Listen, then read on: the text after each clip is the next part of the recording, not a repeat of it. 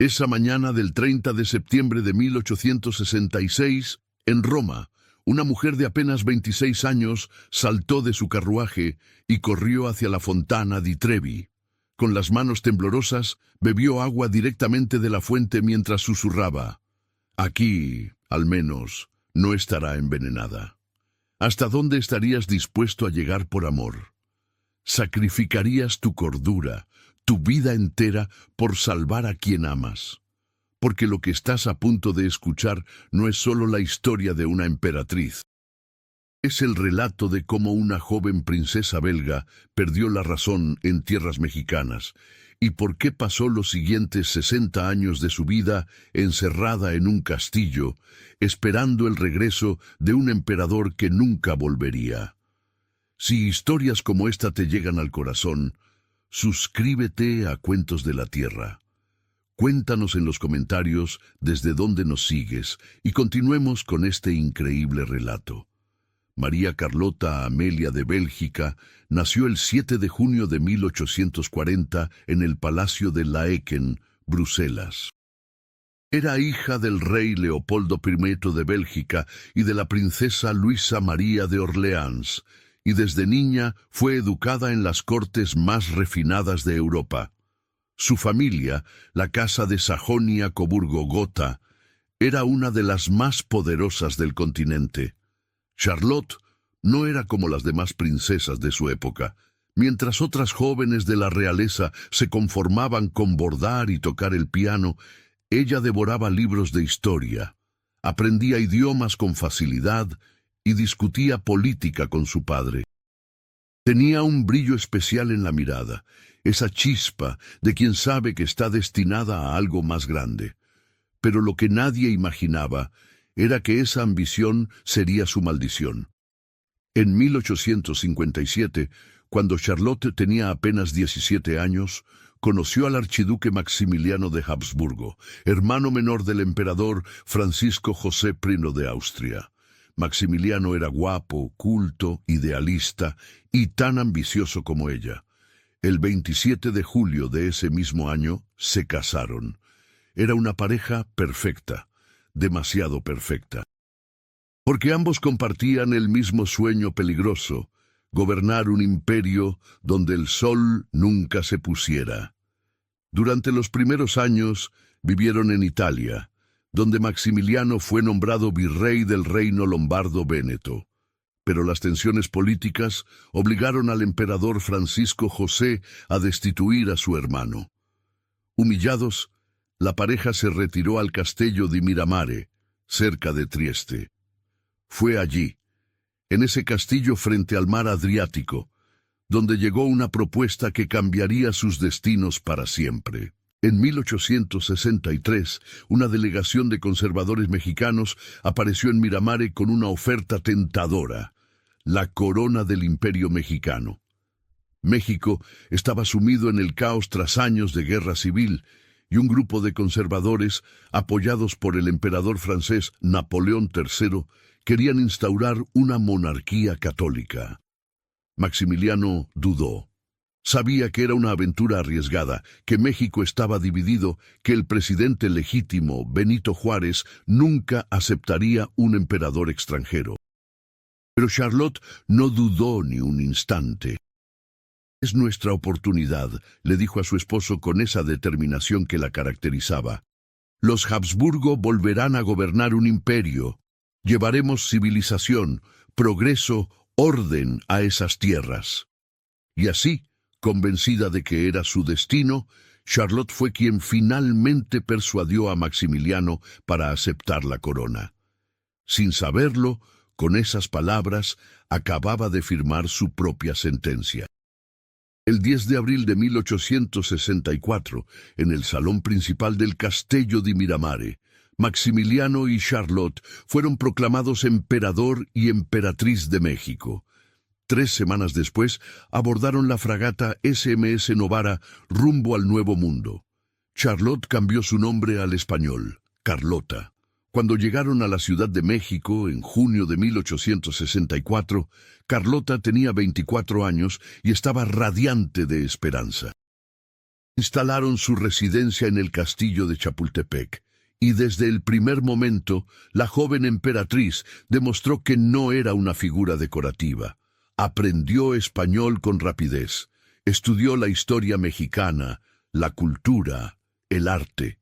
Cuando Maximiliano viajaba al interior del país, ella asumía la regencia del imperio.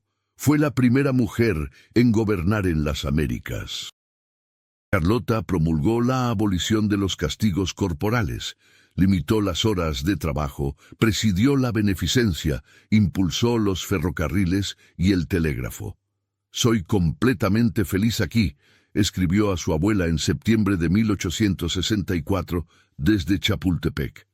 Y Max también. La actividad nos sienta bien. Éramos demasiado jóvenes para no hacer nada. Pero esa felicidad era una ilusión frágil, sostenida únicamente por las bayonetas francesas. Porque la realidad era brutal. La mayoría del pueblo mexicano no quería un emperador extranjero. Las fuerzas republicanas de Benito Juárez nunca dejaron de luchar. Y el apoyo prometido por Napoleón III era tan falso como las sonrisas en los bailes imperiales. En 1865, cuando terminó la Guerra Civil estadounidense, Estados Unidos comenzó a armar masivamente a las tropas de Juárez. La presión internacional sobre Francia aumentó. Y entonces llegó la noticia devastadora. Napoleón III, temiendo un conflicto con Estados Unidos, ordenó la retirada de las tropas francesas de México. Carlota sintió que el mundo se derrumbaba bajo sus pies. Sin el ejército francés, el imperio era insostenible. Maximiliano, melancólico y dubitativo, consideraba abdicar, pero Carlota se negó a aceptar la derrota. «Iré yo misma a Europa», decidió con fiereza. «Hablaré con Napoleón, con el Papa, con todos los monarcas que sea necesario. Conseguiré el apoyo que necesitamos». Lo que ella no sabía era que jamás regresaría a México y que nunca volvería a ver a Maximiliano con vida. En julio de 1866, Carlota embarcó rumbo a Europa. Tenía 26 años y llevaba sobre sus hombros el peso de un imperio que se desmoronaba. Su primera parada fue París. El 11 de agosto se reunió con Napoleón III en el Palacio de Saint-Cloud. La emperatriz, siempre elegante y elocuente, argumentó, suplicó, exigió. Pero el emperador francés fue inflexible. No enviaría más tropas a México. Carlota salió de esa reunión pálida como un fantasma. Algo dentro de ella comenzó a romperse. Los criados notaron cambios extraños en su comportamiento. Dejó de dormir bien. Empezó a rechazar la comida, afirmando que estaba envenenada. Sus ojos, antes brillantes de determinación, ahora reflejaban un terror inexplicable. Pero ella no se rindió. Si Napoleón la había traicionado, buscaría ayuda en Roma. Si conoces a alguien que ama las buenas historias, comparte este cuento. Así, como se compartían los relatos alrededor del fogón, mantenemos viva nuestra tradición. El 24 de septiembre de 1866, Carlota llegó a Roma. 3 días después, el 27 de septiembre, tuvo su audiencia con el Papa Pío IX. Pero el pontífice, cauteloso, se negó a intervenir en los asuntos de Francia. Carlota salió del Vaticano desesperada, y entonces ocurrió lo que nadie esperaba. La mañana del 30 de septiembre de 1866 quedó grabada para siempre en la historia. A las 8 de la mañana, Carlota pidió que la llevaran a la Fontana di Trevi. Al llegar, saltó del carruaje y corrió hacia la fuente. Con las manos ahuecadas, bebió agua directamente de allí mientras murmuraba: «Aquí, al menos, no estará envenenada». Sus acompañantes quedaron petrificados. Después, sin avisar a nadie, Carlota exigió ir al Vaticano. Se presentó sin anunciarse ante el Papa Pío IX, y lo que hizo dejó atónitos a todos los presentes. Sin mediar palabra, se abalanzó sobre la taza de chocolate que él estaba tomando. Metió los dedos dentro y se los chupó, relata la historiadora Cristina Morató. «Tengo mucha hambre», exclamó Carlota, «pero no me atrevo a comer nada porque todos quieren envenenarme». El Papa intentó calmarla, le ofreció desayunar con él. Ella se negó. «No, solo quiero beber de la taza de vuestra santidad. Si saben que es para mí, habrán echado veneno dentro». Y entonces pronunció las palabras que nadie en el Vaticano olvidaría jamás. «Este es el único lugar donde me siento segura. No me iré de aquí». Los cardenales explicaron que ninguna mujer podía quedarse a dormir en el Vaticano, pero Carlota, gritando, insistió que nadie la movería de allí. El Papa Pío IX, conmovido por la tragedia que se desarrollaba ante sus ojos, ordenó que pusieran 2 camas en la biblioteca del Vaticano, una para la emperatriz, otra para su dama de compañía. Al día siguiente, Carlota pidió redactar su testamento. En él legaba su fortuna a Maximiliano, dejaba algunas joyas a sus hermanos y escribió una carta de despedida a su esposo. «Mi muy amado tesoro, te digo adiós. El Señor me está llamando. Te doy las gracias por la felicidad que me has dado siempre. Dios te bendiga y te conceda la paz eterna. Tu fiel Carlota». Pero el destino tenía otros planes. Carlota no moriría, viviría, y esa sería su verdadera condena. Mientras Carlota perdía la razón en Europa, Maximiliano enfrentaba el final en México. Sin el apoyo francés, sin su esposa a su lado, el emperador resistió durante meses en Querétaro, rodeado por las fuerzas republicanas. El 15 de mayo de 1867, intentó romper el cerco en una última maniobra desesperada. Fracasó. Fue capturado. El 19 de junio de 1867, en el Cerro de las Campanas, Maximiliano de Habsburgo fue fusilado. Tenía 34 años. Sus últimas palabras, según los testigos, fueron: «Voy a morir por una causa justa. Perdono a todos y pido que todos me perdonen. Que mi sangre selle las desgracias de mi nueva patria». Carlota nunca supo que era viuda. Su familia decidió ocultarle la noticia del fusilamiento, temiendo que la verdad la destruyera completamente. Fue llevada de regreso a Bélgica y confinada, primero en el pabellón de Tervueren. Los médicos diagnosticaron locura. El tratamiento de la época era brutal: aislamiento total, agua helada, inmovilización. En 1879, cuando un incendio destruyó el pabellón de Tervueren, su hermano, el rey Leopoldo II, compró el castillo de Buchut en Meise. Allí, en ese castillo rodeado de jardines, Carlota pasaría los siguientes 48 años de su vida. Carlota tenía solo 26 años cuando fue diagnosticada con locura. Viviría hasta los 86, 60 años. 60 años encerrada, esperando, recordando fragmentos de un imperio que ya no existía. En el castillo de Buchut, Carlota vivía en un mundo propio, atrapada entre la lucidez y la demencia. Algunos días parecía reconocer a sus familiares. Otros creía estar aún en México, esperando noticias de Maximiliano. Ordenaba que prepararan habitaciones para el emperador, que nunca llegaría. Preguntaba por cartas de México, que nunca existieron. A veces caminaba por los jardines del castillo, murmurando en español, ese idioma que había aprendido con tanto entusiasmo en Chapultepec. Su hermano Leopoldo II la visitaba ocasionalmente, pero las conversaciones eran dolorosas. La Primera Guerra Mundial estalló y terminó. El mundo cambió radicalmente, pero Carlota permanecía atrapada en 1866, en aquel momento en Roma cuando todo se derrumbó.